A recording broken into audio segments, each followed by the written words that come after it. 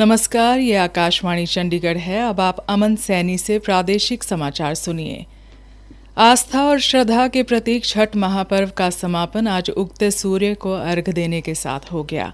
फरीदाबाद से हमारे संवाददाता ने बताया कि 4 दिनों तक चले इस पावन पर्व के अंतिम दिन व्रत रखने वाली महिलाओं ने उगते हुए सूर्य को अर्घ अर्पित किया और छठी मैया की पूजा अर्चना कर प्रसाद ग्रहण किया। सूर्योदय से पहले ही घाटों पर भक्तों की भारी भीड़ उमड़ पड़ी। पारंपरिक वेशभूषा में सजी धजी महिलाएं जल में खड़ी होकर सूर्य को अर्घ देती दिखाई दी। परिवारजन भी उनके साथ पूजा में शामिल हुए। इस अवसर पर राज्य मंत्री राजेश नागर और बल्लभगढ़ के विधायक एवं पूर्व मंत्री पंडित मूलचंद शर्मा कई स्थानों पर श्रद्धालुओं के बीच पहुंचे। घाटों पर भजन कीर्तन और लोकगीतों की गूंज के बीच श्रद्धालुओं ने छठी मैया से परिवार की सुख समृद्धि की कामना की। फरीदाबाद नगर निगम और जिला प्रशासन की ओर से पर्व के सुचारू आयोजन के लिए व्यापक प्रबंध किए गए थे। बल्लभगढ़, एनआईटी, बड़खल, तिगाम और फरीदाबाद विधानसभा क्षेत्रों में लगभग 100 स्थानों पर अस्थायी घाटों की व्यवस्था की गई थी। हरियाणा के मुख्यमंत्री नायब सिंह सैनी ने कल रात ब्रह्म सरोवर के पुरुषोत्तमपुरा बाग में छठ पूजा महोत्सव के प्रदेश स्तरीय कार्यक्रम में बतौर मुख्य अतिथि शिरकत की। समारोह को संबोधित करते हुए मुख्यमंत्री ने कहा, छठ पर्व की महाभारत काल में महावीर दानवीर कर्ण ने हरियाणा से शुरुआत की थी। सबसे पहले सूर्यपुत्र महावीर दानवीर कर्ण ने कुरुक्षेत्र से 35 किलोमीटर की दूरी पर ही कर्ण की नगरी करनाल से सूर्यदेव की पूजा शुरू की थी। वहां आज भी सूर्य पूजा का विशेष प्रभाव दिखता है।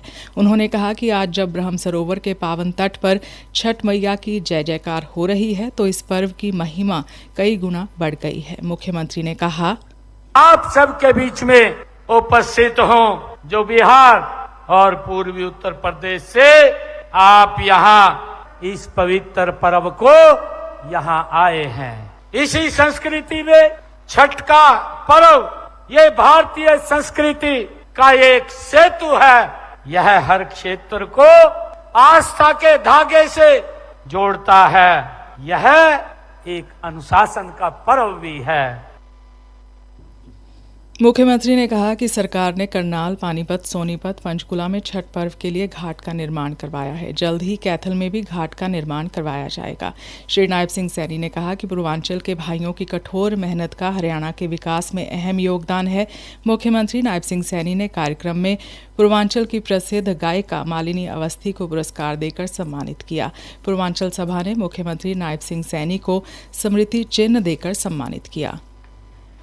प्रकृति के प्रति कृतज्ञता व सूर्य उपासना के महापर्व छठ पूजा पर देश भर सहित पानीपत, करनाल, कैथल, पंचकुला में भी लोक आस्था देखने को मिली।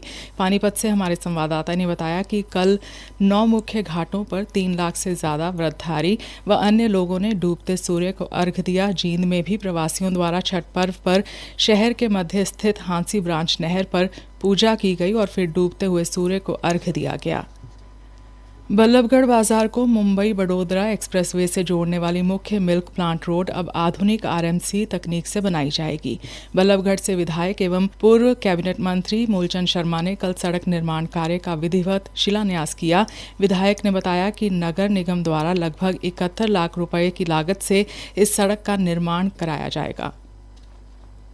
सरदार वल्लभ भाई पटेल की जयंती के उपलक्ष्य में 31 अक्टूबर को पलवल में एकता दौड़ का आयोजन किया जाएगा। उपायुक्त हरीश कुमार ने एक पत्रकार वार्ता को संबोधित करते हुए कहा कि देश की एकता, अखंडता और देश के निर्माण में लौह पुरुष सरदार पटेल का अहम योगदान है और उनके विचारों को याद करने तथा राष्ट्रीय सद्भावना के लिए यह दौड़ हुडा सेंटर 2 स्थित सामुदायिक केंद्र से लेकर इंडोर स्टेडियम तक आयोजित की जाएगी।